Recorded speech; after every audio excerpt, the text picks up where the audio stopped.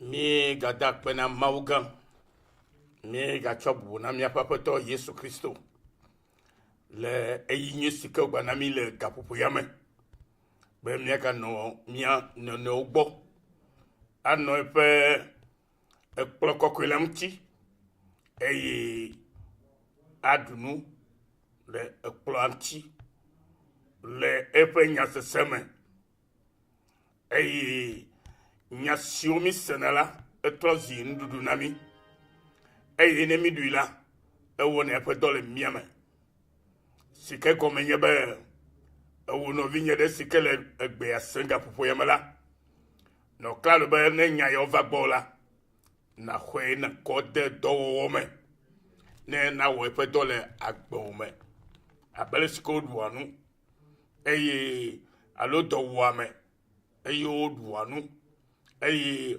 odiapo eyi nedipola ndudu ala wo epe dole emmo hallelujah eyata maufenya ya egale toke u nenema eyi nenyebe amesi ocho edenu mana odula adola vivinu eyi od vivinu la edola hwe eyi ya wo epe dole agbesama nawo eye ne le pe do wala gbezam no la ye la na be wonto a ala nya be azola ye trozi mau to kom ye trozi Kristo to kom ye be gbanye yi dokito o e ya ta no vilo lo to le Kristo Yesu me ple amegbeto fo mokata sikele nya ya sem kapopo yame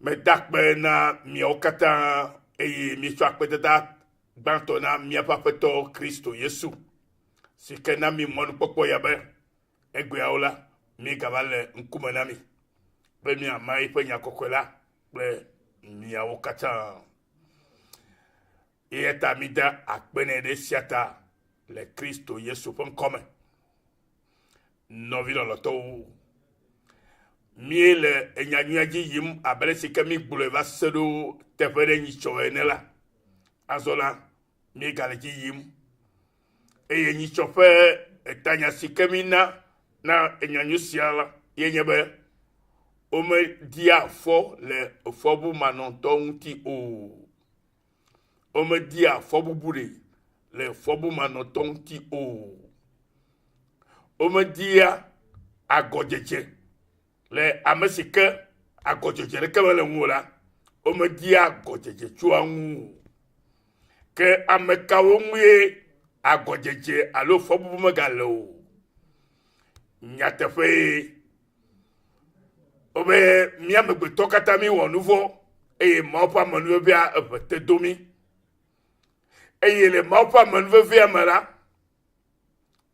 mau gave mi anu lolo gasiko do la mi na me be mi amesio jena eku mi amesio bu mi menya fisike mi le yimo alo fisike mi chowa le yola azola ke kali donami kata do donye sike Kristo Yesu wo na enyeklo le atichoga we ekuwanti eye mesera atichoga nwu esi okure enyeklo tala agbe vanami esio odi ochi efola enabe nyeklo la mi troti jiru lao le eya pe chite chisime eye egbela ele chifo fial fiame le fofo ape nudu sime egbela enya komda konami exactly kali novilo loto mau ehia obe na temu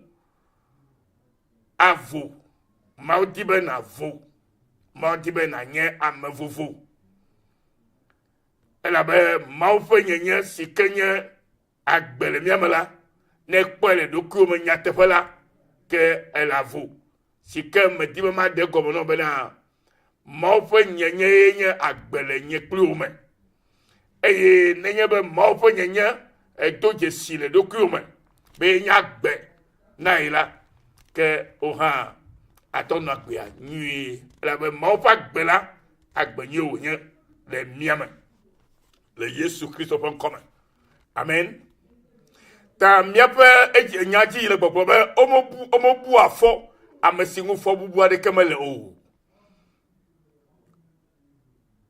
ame ade kemeli aten abufo alo achi titrede amejojo ohun o le opo ade kenu o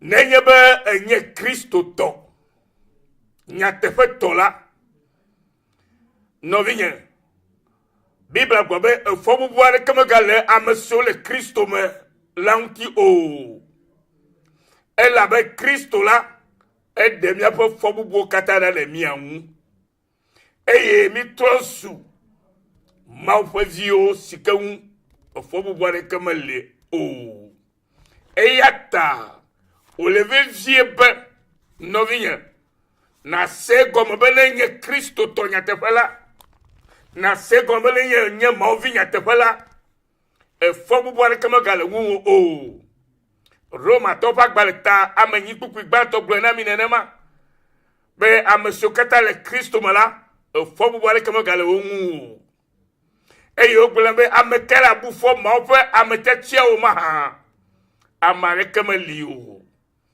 eye nenye be Kristo le mi ajide amekela bu fo mi amekela titre le mi angu novinye o lolo me dit be gonse se ne suasio le mope nya siome ela be Bible agbonami tutu le Isaiah pagbale etabla atovo ne kuku ya drebena owo sikenye mope ame owo sikenye Kristo tola lanu siwa tude ngula maje eji o eye kebon ewo kenye mauvila o la bufo adesiwo katan chode ngunti wole oborenu mi ko domenyi nyu masumia si le Kristo me ya eye tanenya be etrosi Kristo to edo la se gomo bena mautrosi akpokhonu nami mautrosi akpokhonu nao eyata no cholanu de sere de mula majejiu eyata nenye be adede chore mula vorenu la matemwa bufo vo nyeklo ya onami musere kebe mioya mi atembufo ade siokata chore mianti le worenu elabe amesikem ti fobubu malola yebu afo ame si omu fobubu le amesikem ti fobubu magalola eya la kpo fobubu la mebu amesi omu fobubu le la eye wa bufo eye taye Bible le gbogbo na mi le tefe ya bena lanu si watude wo mauvi ngula maje eji o eye nene makea nenye be adede chode ngule worenu la o ya la bufo adesio kata ela bena esi enye maufe dolofe domenyinu aha domenyinu si le miasi le miape maubona mienye sia eye teme gbobe o meti afọ le fobu manonti tongu o ne fobu bu me la amerike ngula ame megati fobu bu le ngu ela be amesi mawu ya yobe yefe amejoji alo ewo efe amekokuila o mega bu o mgbato bu na fo amemawo amen.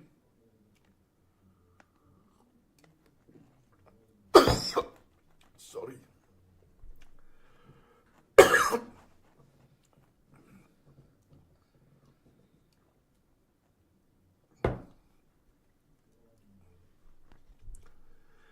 Alléluia. Miele babouambena. Amesikenye mauvili. Amesikenye Kristo tori. Amerika mele agatombu fu.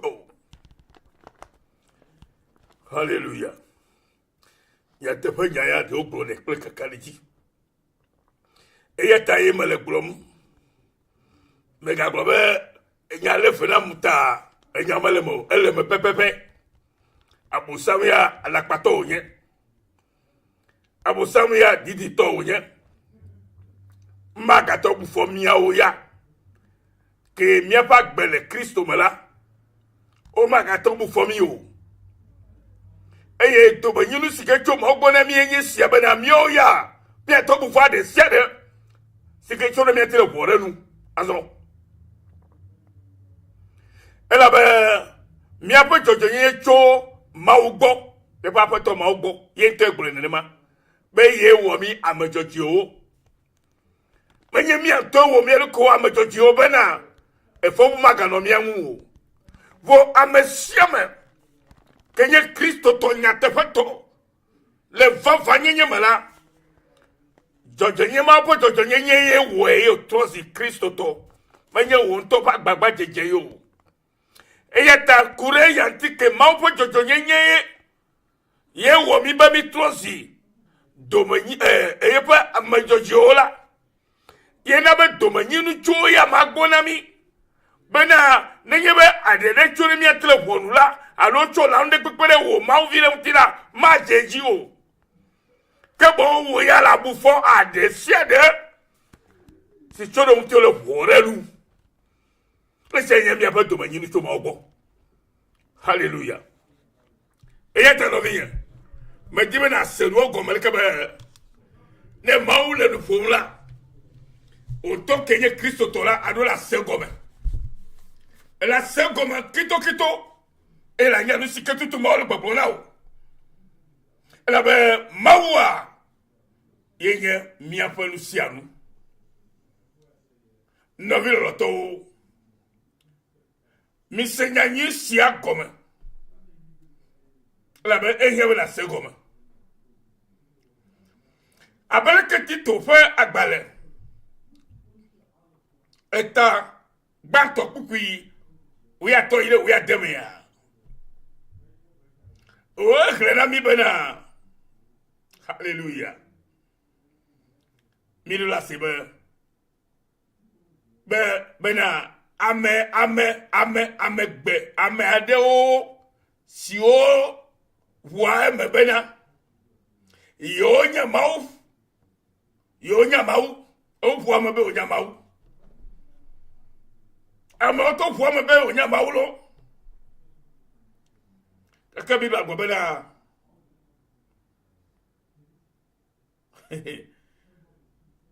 Ka o chofe onu ona o gbenu le maugbo. Maunyanya gomeli. Yenyebe na wo maupo lolonu. Maunyanya gomeli. Yenyebe na gbenu le doki ogbo. Ne mega cho wonto wo agbenono keme jema onula ne abe toto subo ba wu matenwi o no vilo lo to wi e ta bi gbogbo bena amono fu ama bena yo nya mawu ke o to fe nu ona o gbenu le mawu gbo eye onye ame nyonwo eva bu afo amejoji o onye to sela o je bu afo amejoji o amasio me donyi de kemele o tawa dimo abu fo ha wo miawo ya Kristo to ye va faolo fo bubure ka gale miawo la bo akpo abu fo mi ola la be to amesio wo na ma bo abu fo mi la o be to nyu de kemele wo nto mo ura o ama fo di onya Yima khosoto nye. Enu katanya, enu fodinao. Eyo ofe etamekple ofe jichinyala sia fodi le wome ken.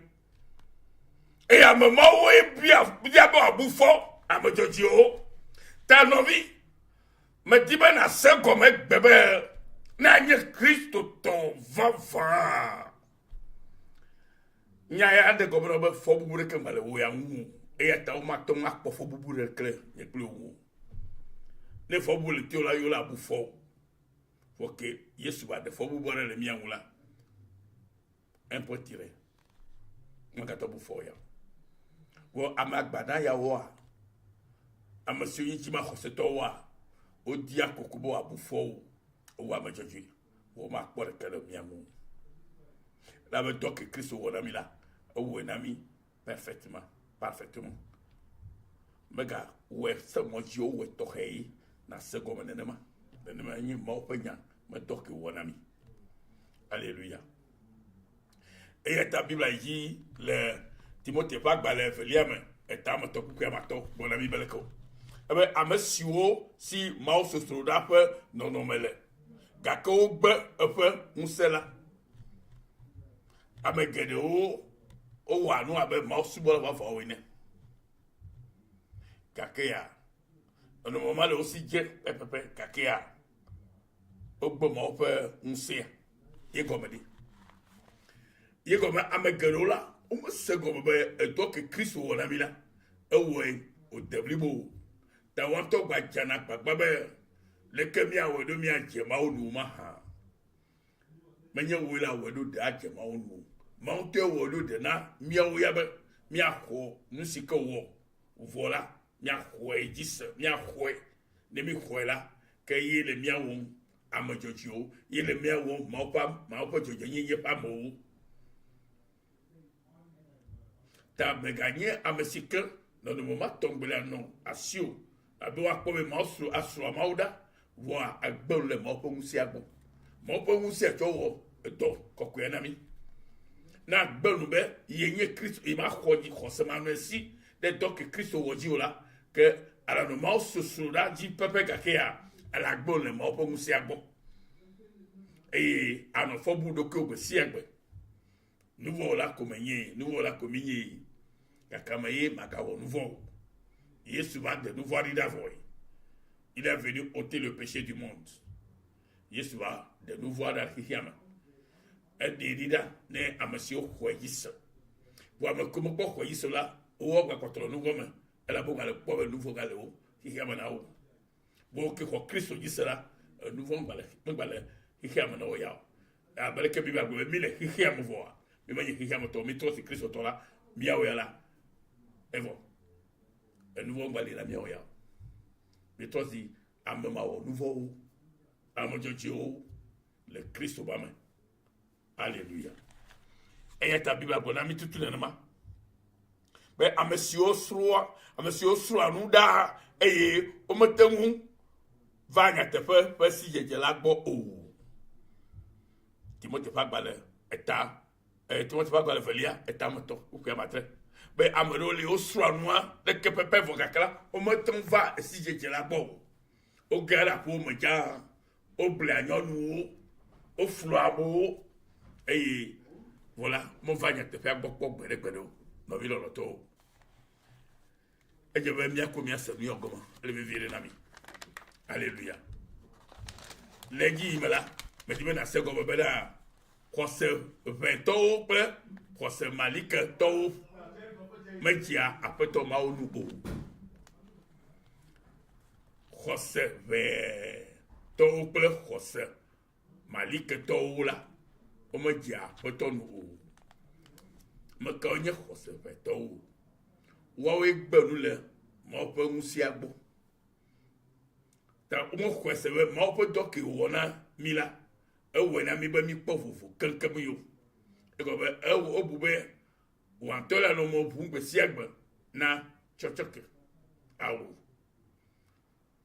ovu na mebe me doje si do kebe menye nouveau la vo ke va Christ bola Christ ƒe ʋu ke wòkɔ ɖe anyi la eklɔ wònye kple wo ŋu le xɔse ke le asiwo ɖe Mawu ƒe ŋusia dzi ma be Mawu ŋusẽ katãtɔ ye mewɔa nu sia mɔ dzi o mewɔa nu sia kpodzo ta la ye xɔe se eye xɔse ma ye ɖe ame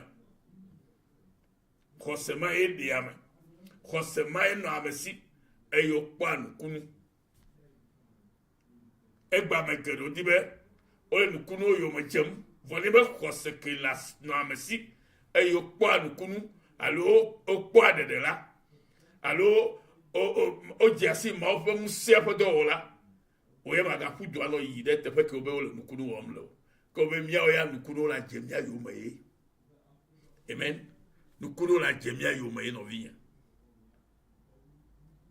amen nu ya gɔme di be míawo katã míanɔ sese mi ya elabe Kristo subɔsubɔ la eva ɖo ga le fi be ame sia ame ne nya be leke wodze be asubɔ Mawu le nyateƒe kple gbɔgbɔ me ya menye be me yina tsetsi sugbɔ ta yi o menye be me yina ha le tsɔtsi sugbɔ ta yi o menye be me nana dim le tsɔtsi sugbɔ ta yi o menye be me wɔa keme kple keme le tsɔtsia ta yi o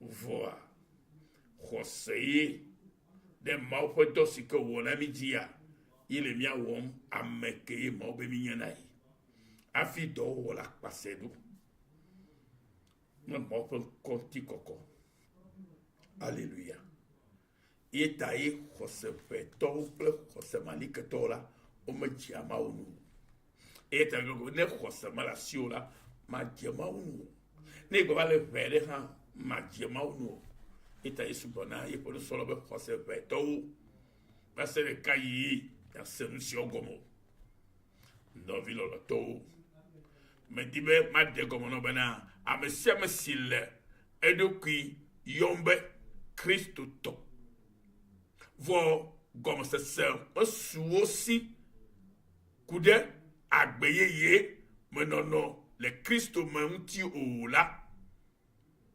magatrɔ hena se magatɔ gblẽna se elabe nu sia nu si ke mekpla la alo Mawu ɖe fia la meŋlɔnɛ da ɖi bena ye maŋlɔe be o manɔ me tom ne magblɔe na mía nɔviwo hã bena gɔmesese ne su ame sia ame si le eƒe Kristo gbenɔnɔ me na ablɔɖevi zuzu blibo ame sia ame si le eɖokui yɔm be ne ele eɖokui yɔm be nye Kristo tɔ vɔ gɔmesese mesu asi wo ku ɖe agbe yeye menɔnɔ le Kristo me ŋuti o la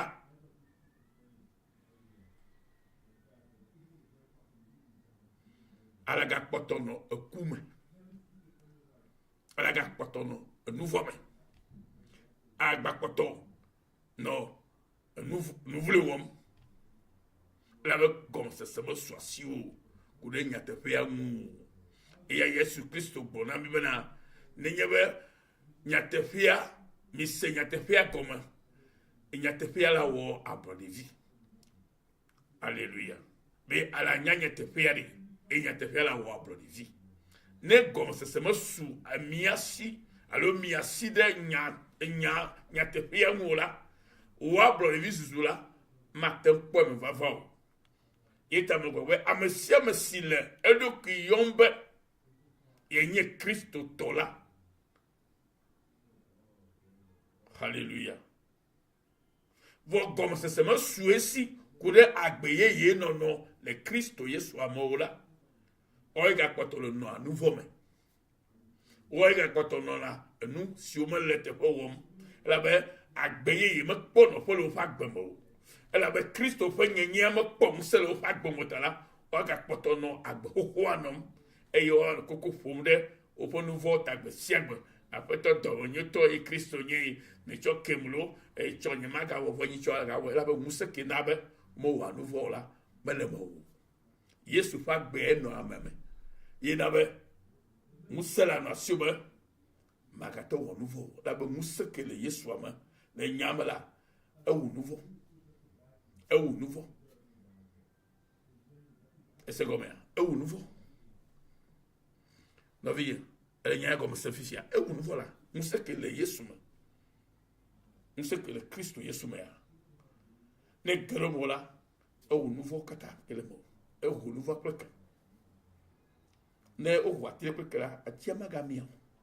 Wano chotania. Aga cheku. Aga domapa. Aga wacho. Et tanebe. Mais quoi se révélation. Alors quoi se bali kanao. Alors Christophe a payé, il y a même pas de la bombe là. Et il y a un nouveau parti, c'est que le mot, tu comme déjà là. Qu'il y a un tomado, que on met au yombe nouveau là. Le adam plein va, plein nouveau si on, le tomate comme l'autre. A timalaga nomo, oyabe au match coup, la bache pourquoi godo, et tu as la hasi godo. Ni tu as la matre godo, ni tu as la fisi godo, à la blâme cho. À la ziam de tout. Et nous sommes kata yenya, qui la poche du la gano maintenant. Binya be galat pas balère. Benami ne be qui la poche du plein et beaucoup beaucoup de choli.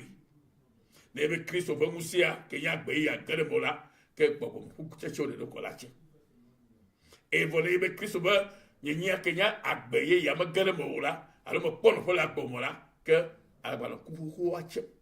Te wo ba be ko Kristo gbe ichoa ocho abaya orira alocho orira be ngba cheku agaba awodeji agaba miak agaba cheku moka. Amen.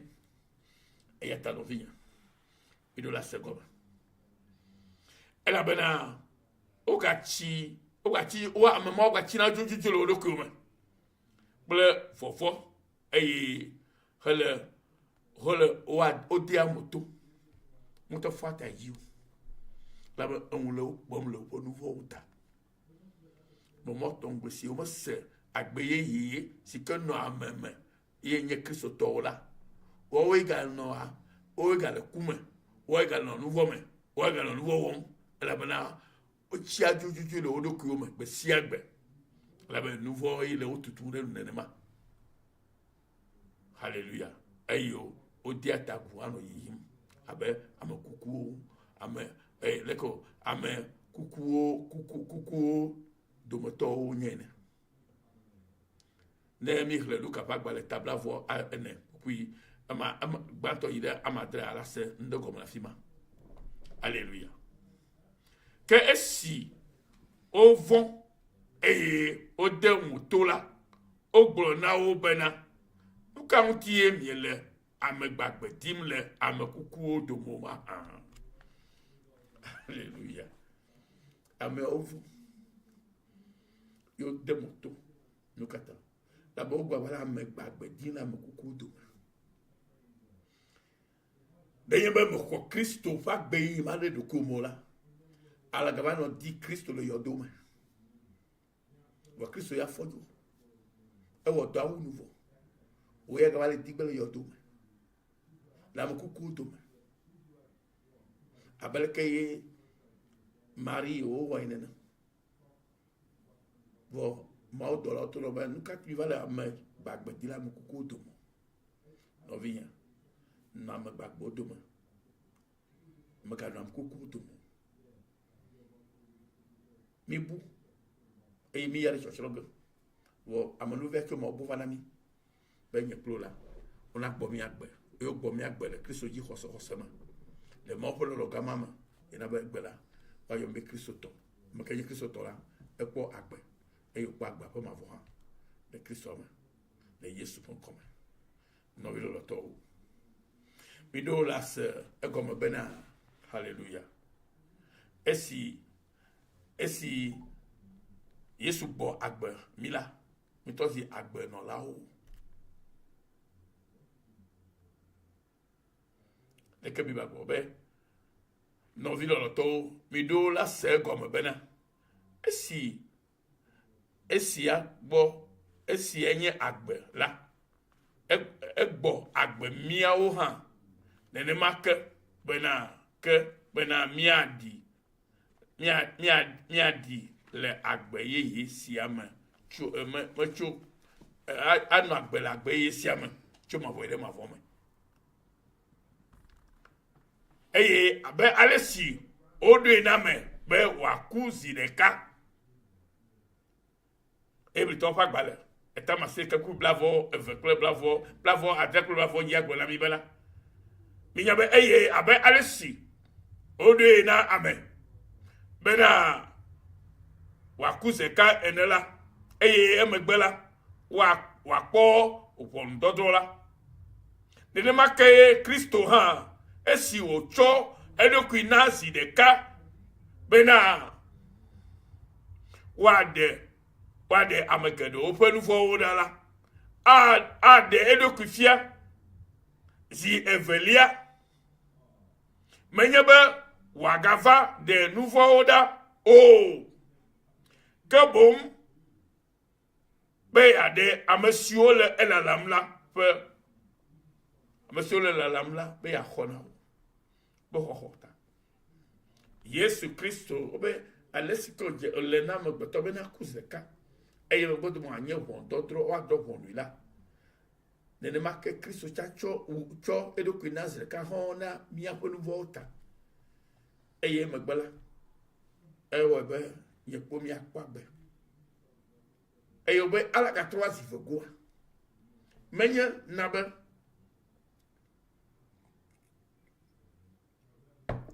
Arbacho nouveau ko que bonne aye quoi du coq il la lamla na on peut khota bala kho et pas mo joti pas kon do vigne e do la na mo joti mo to ma no kho chare piso na kho de peut trova velia de Yesu kon comme mais tak pe be esenya yao e mi ga ba ki la pa to boa na be ga poto le kere e mi apun pocho agbeye me non le Cristo me nti agbeye me non le Cristo me ye mi akaba yiji le nkekesio la ba e kono agbeye le Cristo mo ma wo pe jala de go na mi da no toji na se ya da no toji ba mi akato we echo egbe o trofa aluga bu me fa be mi ase go be agbeye me non le Cristo me le kono ale do ma ha no vinya ma one yirao be le toji senyasio cho mi anovi premier pe do chola Yesu yo o yira maololo avajirula cho true forgiveness mission Australia on yira mi kata be mi ga no tuzarea de Yesu kon come amen.